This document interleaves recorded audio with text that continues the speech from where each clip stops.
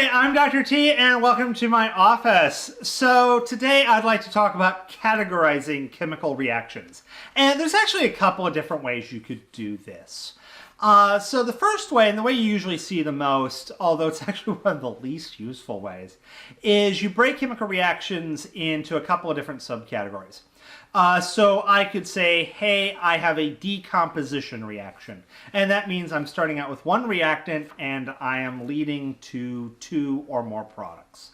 So if I were to say have some hydrogen peroxide, that could decompose into water and oxygen.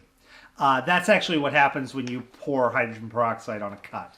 Catalase, which is an enzyme that basically all cells have, it's exposed because you're cut, and then that converts the hydrogen peroxide into oxygen. It's actually not the most recommended treatment anymore for wounds. Soap and water tends to work a little bit better, less collateral damage. But, you know, that's medical advice, not something I'm doing. So, moving on.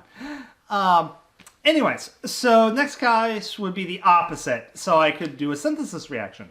Take two things and put them together to form one. The classic would be take some sodium and some chlorine and react them to form sodium chloride. And there's some really insane videos of people doing that like over some popcorn. And they're salting their popcorn that way. Not recommended at all. Next approach would be what we call a single replacement or a single displacement.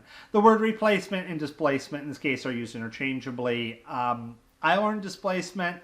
I'm not for sure if that's an older term or US versus UK kind of thing, but they're basically the same word. Most books usually have the word replacement in there. It just varies. So in a single replacement, what you've got is probably an ionic compound and an element. And what you're going to do is the cation from the ionic compound is going to turn into its elemental form, and the element will turn into the cation. Presumably you could do this with the anion, but it almost always is the cation doing this. So you're taking an ionic compound and you're replacing one of the two ions with something else. There is the double replacement reaction or double displacement reaction, in which case you have two ionic compounds typically, and basically they're going to swap cations. So it's kind of like that square dance move where you trade partners with the person next to you. So that's that thing. So they're just simply swapping out partners. Okay, now there's another way of looking at this one. For reactions that are one-way reactions. So some reactions, reactants go to products and that's it. Other reactions, reactants go to products and then products go back to reactants. It's back and forth, back and forth. That's actually the normal. Technically all reactions are this back and forth, but some of them are back and forth, like you jump off the curb and then you can jump back on the curb. That's pretty straightforward. You can just hop back and forth until your legs get tired. Other reactions are more like you jump off a cliff and you're not jumping back up. I mean, there's nothing stopping you other than, gravity and all. But you could still conceptually jump back on the cliff, except where you can't. So another way of categorizing reactions, the ones that are one-way reactions, the ones that don't go back, is to categorize why they don't go back. What is causing that cliff to be there?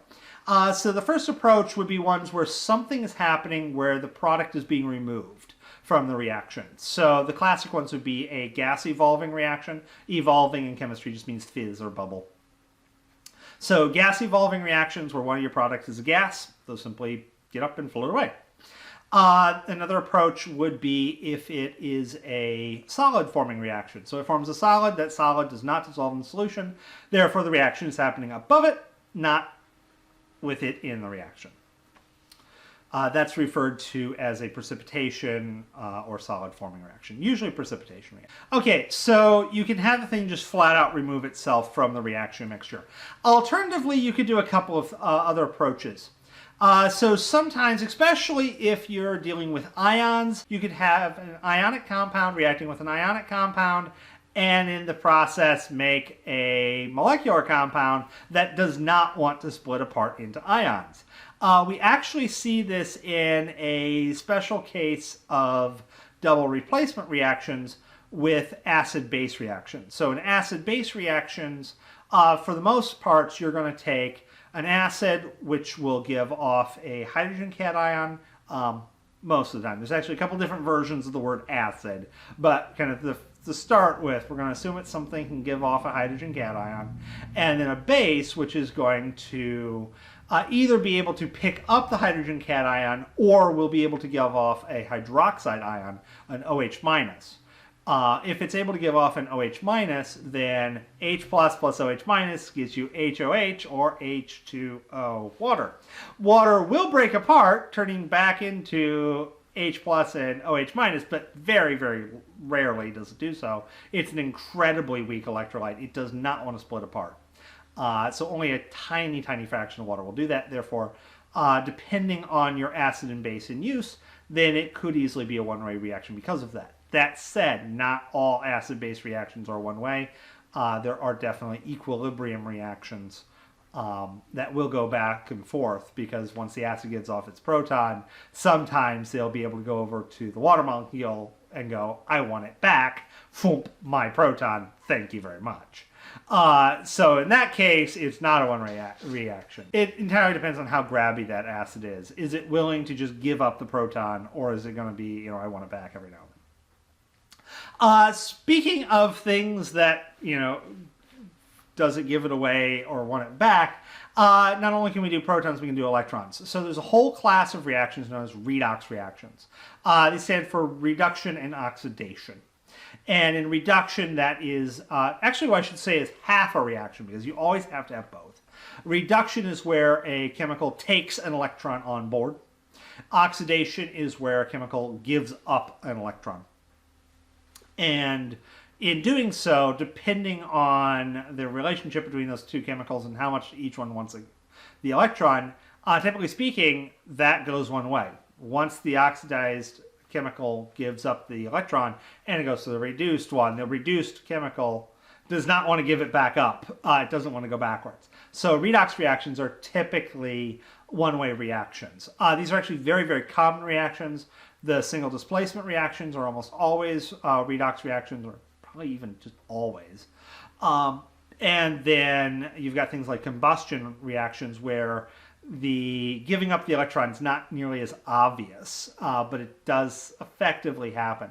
And this is why burning does not go backwards easily. You have to add energy. And with redox reactions, you can get them to go backwards, but you do have to have energy in some form. So this is what's taking place in your battery. In a battery, you have on one electrode an oxidation reaction, another electrode a reduction reaction. The electrons are moving from one to the other. You plug the battery in if it's rechargeable and use the energy from the wall to force the reaction backward. Two other ways we can look at chemical reactions. Those can be reactions that give off energy during the reaction. Those would be what we call exothermic reactions. And then there are those reactions that take in energy during a reaction. And those would be endothermic reactions. So with that said, have a wonderful day, and I'll see you in later videos.